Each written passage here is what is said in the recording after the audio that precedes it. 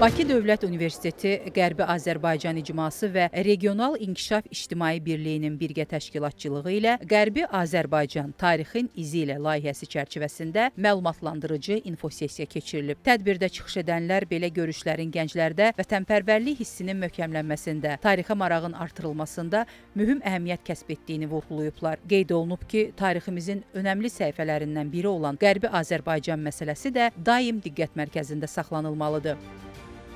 Qərbi Azərbaycan məsələsi hər bir Azərbaycanlının məsələsidir. Qərbi Azərbaycan məsələsində gənclərin iştirakının olması bu mövzunun daha da genişlənməsinə səbəb olacaqdır.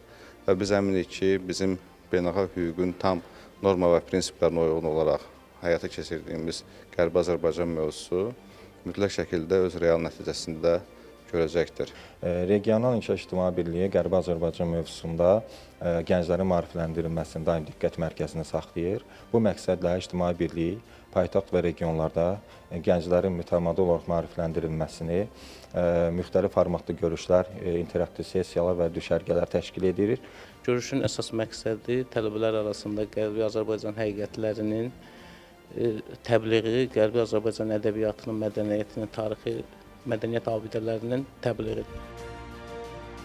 Bu kimi layihələrin gənclərin maarifləndirilməsinə, tarixi ədalətin bərpası istiqamətində ictimai şüurun formalaşmasına xidmət etdiyi vurğulanıb. İnfosessiya sual-cavab formatında davam edib. İştirakçılar Qərbi Azərbaycanla bağlı tarixi faktlar, hüquqi məsələlər və gələcək planlar barədə fikir mübadiləsi aparıb, onları maraqlandıran suallar cavablandırılıb.